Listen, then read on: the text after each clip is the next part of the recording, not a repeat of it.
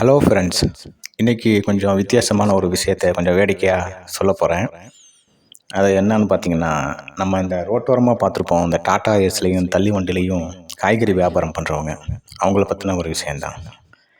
அதில் முதல்ல பார்த்திங்கன்னா நாட்டு தக்காளி அப்படின்னு விற்றுட்ருப்பாங்க. விலை கம்மியாக இருக்கும். அதை ஆசைப்பட்டு போய் வாங்கிட்டு வந்துடுவோம். தக்காளின்னு சொல்லி கூட விற்கலாம். ஆனால் இந்த நாட்டு தக்காளின்னு சொல்கிறப்போ அந்த உச்சரிப்பிலே ஒரு கவர்ச்சி அதை வாங்கணும்னு தோணும். நம்ம வாங்கிட்டு போயிடுவோம். அதாவது ரொம்ப நல்ல தக்காளிங்கிற நினப்பில். ஆனால் வீட்டுக்கு போன பிறகு தான் தெரியும், திட்டு விழும். என்னங்க எல்லா தக்காளி அழுகி போய் கிடக்கு, இதை போய் வாங்கிட்டு வந்திருக்கீங்க அப்படின்னு சொல்லி. அப்போ தான் எனக்கு ஒரு யோசனை வந்துச்சு. அவன் சரியாக தானே சொல்லி கொடுத்துருக்கான். இப்போ ஒரு பொருள் சரியாக இருந்தால் அந்த பேரை சொன்னால் போதும். இங்கிலீஷில் பார்த்திங்கன்னா ஒரு பொருள் அந்த பொருள் இல்லைன்னு சொல்கிறப்போ நாட் சேர்ப்பாங்க, NOT. அவன் அதை தான் சொல்லியிருக்கான். நாட்டு தக்காளி, அதாவது தக்காளியே கிடையாது. நாம் நாட்டு தக்காளின்னு கேட்டு வாங்கிட்டு வந்துட்டு அதை தக்காளியே இல்லாத ஒரு தக்காளியை வாங்கிட்டு திட்டு வாங்கியிருக்கோம். இது தக்காளிக்கு மட்டும் இல்லைங்க, வெங்காயத்துலேயும் இருக்குது. மலை வெங்காயம் அப்படின்னு சொல்லி விட்டுருக்கோம். சரி, மலையில் விளைஞ்ச வெங்காயம் சத்தாக இருக்கும், விலையும் கம்மியாக இருக்குது, நல்ல வெங்காயம் இன்றைக்கி வாங்கிட்டு போயிடணும் அப்படின்னு சொல்லி மலை வெங்காயத்தையும் வாங்கிட்டு போயிருப்போம். வீட்டுக்கு போன பிறகு தான் தெரியும், திட்டு விடுவோம் வழக்கம் போல். என்னங்க எல்லா வெங்காயமும் ஈரமாக இருக்கேன்னு. இது மூட்டை கட்டி போடுறப்போ அந்த மலையில் நனைஞ்சு போயிருக்கும் அந்த வெங்காயம்லாம். அதை கம்மி விலையில் வாங்கி இங்கே மலை வெங்காயம்னு விற்கிறது. உண்மை என்னென்னா அது மலையில் விளைஞ்ச வெங்காயம் இல்லை, மழையில் நனைஞ்ச வெங்காயம். அவன் அதை உண்மையாக சொல்லி தான் விற்றுருக்கான். அந்த உச்சரிப்பில் இருக்க வித்தியாசம் தெரியாமல் வெங்காயத்தையும் வாங்கிட்டு போய் திட்டு வாங்கியிருப்போம். அப்புறம் இன்ச்சு அப்படின்னு தான் சொல்லியிருப்பான். இஞ்சின்னு முழுசாக சொல்ல மாட்டான். நல்ல இன்ச்சு அப்படின்னு சொல்லியிருப்பான். சரியான இன்ச்சு அப்படின்னு சொல்லியிருப்பான். சரி, தக்காளிலையும் ஏமாந்துட்டோம், வெங்காயத்துலையும் ஏமாந்துட்டோம், இஞ்சியில் என்னத்தை ஏமாற போகிறோம் அப்படின்னு சொல்லி இதே மாதிரி விலை கம்மியாக இருக்குன்னு சொல்லி இஞ்சியை வாங்கிட்டு போவோம். அங்கே போனால் இதே போல் வழக்கமான திட்டு தான். என்னங்க எல்லா இஞ்சியும் அழுகி போய் கிடக்கு, இதை போய் வாங்கிட்டு வந்துருக்கீங்களே அப்படின்னு சொல்லிட்டு அழுகி போன பாகத்தெல்லாம் வெட்டி விட்ருவாங்க. அந்த மாதிரி அழுகி போன பாகத்தெல்லாம் வெட்டின இஞ்சியை தட்டில் வச்சுருக்காங்க. நான் அப்போ தான் கவனித்தேன். நமக்கு முழுசாக நல்லபடியாக தெரின இன்ச் பார்த்திங்கன்னா ஒரு இன்ச்சுன்னா சென்டிமீட்டர், இன்ச்சுன்னு சொல்கிறோமா அந்த சைஸுக்கு மட்டும்தான் அவ்வளோ பெரிய இஞ்சியில் தேர்னது.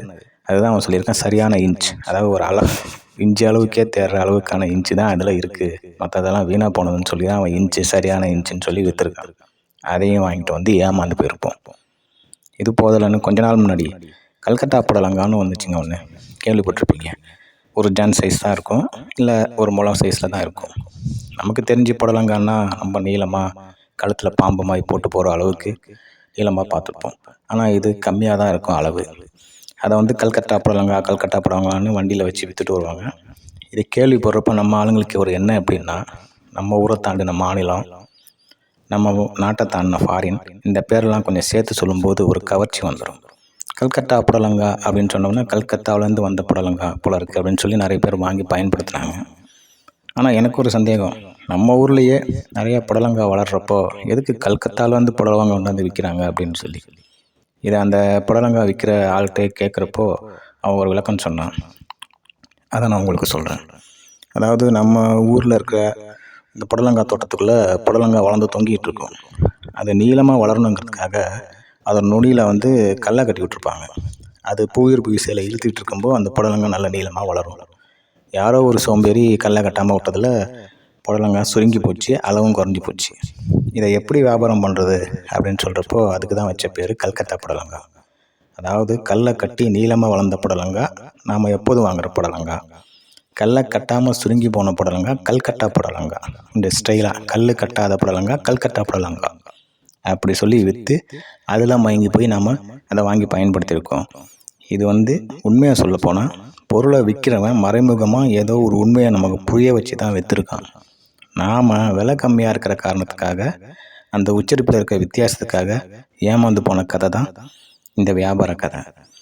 இது உங்களுக்கு பிடிச்சிருக்கும். இதே மாதிரி ஒரு வியாபார தந்திரமுள்ள ஒரு ஆள் கடவுளையே ஏமாத்தின கதையை நான் அடுத்த வீடியோவில் போடுறேன். இது பிடிச்சிருந்தா ஷேர் பண்ணுங்கள், சப்ஸ்கிரைப் பண்ணுங்கள். நன்றி.